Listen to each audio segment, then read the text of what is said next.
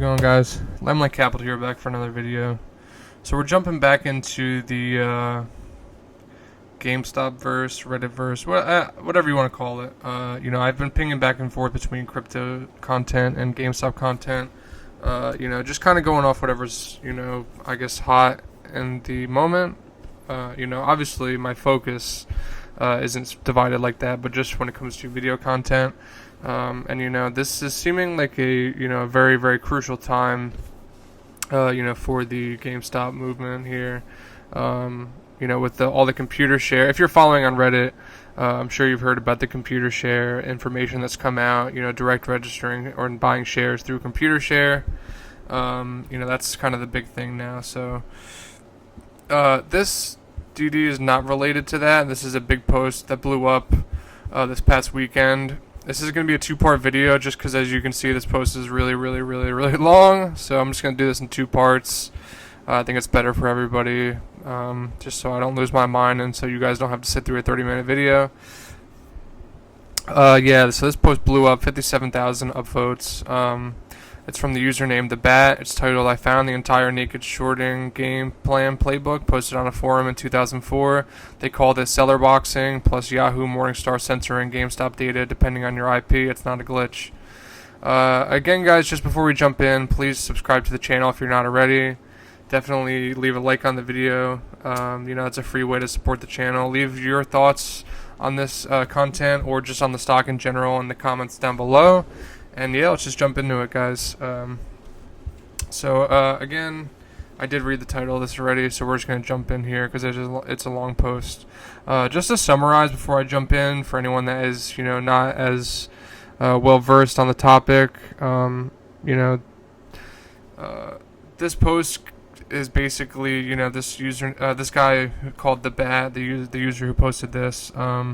I guess people have been scouring old, like financial investment forums, and I guess he or she stumbled across this and basically posted it. So the whole actual post that they found is in this post, so that'll be the second half of the video pretty much. But I guess they put some of their thoughts in it too and stuff. But yeah, this was a game-changing post here because it kind of laid down it opened up and gave us a view into the playbook of the shorts and what they're doing to basically suppress the price, creating synthetic shares, etc. So let's just jump in here, guys. Again, thanks for clicking on this video. I do appreciate it. I do make this content to help fellow people and to expose the fraud that is going on. The more people that see this, the better. So again, please leave your support on the channel if you can. So it starts off, "Hello beautiful apes, I have 2 points to show you. First is that Yahoo is showing completely different values depending on your IP. Try using a VPN with a different country and you'll see. Second is that I stumbled upon the entire fucking game plan of the naked shorting scheme. I guess an insider spilled the beans anonymously on some forum in 2004. What is going on with GameStop over the last 9 months is a game plan called seller boxing. The link is at the end of the post. If you don't give a fuck about the Yahoo data, then just skip to the end and read that. Seriously, everyone needs to read that post. It is like the holy grail. I got emotional reading it as it confirmed all of our combined duty about naked shorting, rule exemptions, dividends, zombies, even talks about shills, everything in one fell swoop. I wrote all this Yahoo stuff before I found that link, and I just had to stop and stare at a wall for a bit. This is going to be a much longer post, but I decided to stick to the facts without speculative walls of text so you're not overwhelmed. Because trust me, reading that post from '04 is going to blow your fucking mind. It blew mine and everyone I showed it to. Okay, so first point. Here's the Yahoo data from my IP in the USA. So here is a screenshot here, and it shows... let's see here. So yeah, this is just data, market cap, enterprise value, P&E, whatever. Here's the data from European VPN. So it looks like some of these things are different. Let's see. Yeah, so the forward P&E is a lot different. The price per sales is different. It looks like all the numbers are different, actually. First thing that stands out to me is enterprise value. According to this link here, market cap is a sum total of all the outstanding shares of the company. Enterprise value takes into account the debt that the company has taken on. Enterprise value, therefore, can identify strengths and weaknesses that market cap cannot. And throughout this post they have links to Investopedia definitions and stuff, so I'm not going to click on those. If you want, I will link this in the description below so you can click and read through these. A company with more debt than cash will have an enterprise value greater than its market cap. Companies with identical market caps can have radically different enterprise values. I had thought perhaps they're doing some kind of fuckery with convertible preferred shares or convertible bonds, which they very well might be, but I can't prove that right this second, so I leave this idea in speculation land. But let's hand it off to username Sumerian for the actual reason for this discrepancy. Total cash per share is 5.64, cash at 1.72 billion, which means Yahoo thinks there is just over 300 million shares. Enterprise value is using that share count at current price, 57 billion for EV, using 304 million shares at $190 price, cash at 1.7 billion, and debt at 0.7 billion. I may have rounded every single number because I'm lazy, but what's a few hundred million in rounding errors? Okay, give me back my mic. LMAO. No speculation. Mathematical fact, Yahoo's calculating on 300 million shares for outside USA when factoring enterprise value. Where does Yahoo get this data? So there's a link here, I guess, for where they get their data. Financial statements, valuation ratios, market cap, and shares outstanding data provided by Morningstar. Okay, so Yahoo gets this specific data from Morningstar. Who does Morningstar get its data from? Another link here to the SEC website. We collect most of our data from original source documents that are publicly available, such as regulatory filings, and fund company documents. This is the main source of operations data for securities in our open-end, closed-end, exchange-traded fund, and variable annuity databases, as well as for financial statement data in our equity database. This information is available at no cost. For performance-related information, including total returns, net asset values, dividends, and capital gains, we receive daily electronic updates from individual fund companies, transfer agents, and custodians. We don't need to pay any fees to obtain this performance data. In some markets, we supplement this information with a standard market feed, such as NASDAQ, for daily net asset values, which we use for quality assurance and filling in any gaps in fund-specific performance data.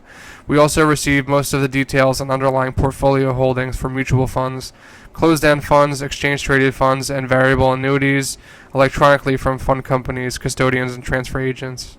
So that answers the question as to why the float changed from 126 million to 248 million in the same day. This is not a glitch. One way or another, the data got pushed from individual fund companies, transfer agents, and custodians to Morningstar to Yahoo intraday. Why Morningstar shows different than Yahoo, I won't speculate, but it can't be a glitch. Just based on the source and how it's updated. Speculate on why or how they're censoring it, not on it being a glitch. These different values, I believe, are important because they paint a picture of intent to hide the true data. It's bits of real data slipping through the cracks. Let's look at the numbers. Enterprise value in USA, 14.22 billion. Forward PE in USA, 36.67. Enterprise value in other countries, 57.7 billion. Forward PE in other countries, 6,347. EV, or enterprise value, is calculated on 300-ish million shares. People say Yahoo's data is always screwy. I don't think that's true. I think it's the opposite. The market is always being fucked with, as you'll see in the post that I'm going to link to, and Yahoo just has a hard time cleaning it up and censoring it because of so much fuckery, and sometimes shit slips through unintentionally. Forward PE, what the fuck is forward PE? Some of you might be wondering. Side note, Yahoo gets this data from a data analytics company called Refinitiv. So forward, there's a link here again. Forward price to earnings, forward PE, is a version of the ratio of price to earnings that uses forecasted earnings for a PE calculation. A company with a higher forward PE ratio than the industry or market average indicates an expectation that the company is likely to experience a significant amount of growth. Ultimately, the PE ratio is a metric that allows investors to determine how valuable a stock is, more so than the market price alone. Here's an example for Tesla. There's another link here. Tesla's PE ratio for fiscal years ending December 2016 to 2020 averaged 211.2x. Tesla's operated at median PE ratio of negative 37.2 times from fiscal years ending December 2016 to December 2020.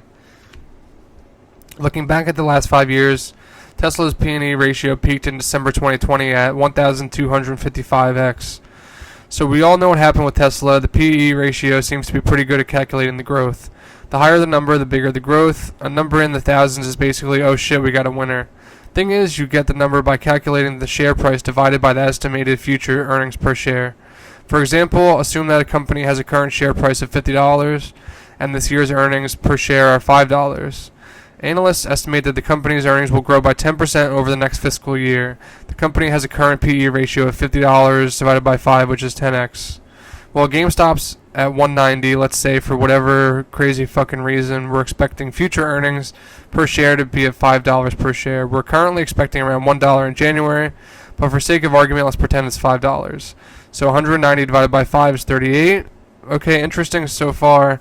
That makes sense for the USA calculation roughly, but how the fuck do we get 6,347?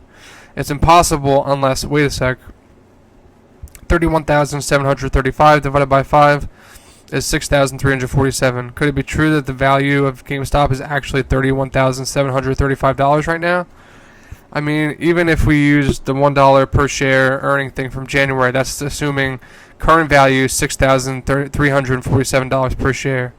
It is my belief that based on these two numbers, the fact that they change depending on your IP, plus the float being at 248 million, as well as the mind-blowing information contained within the post I'm about to link in a second, that the Yahoo thing isn't a glitch. It's a hole in the fuckery veil that they're trying to place upon our eyes.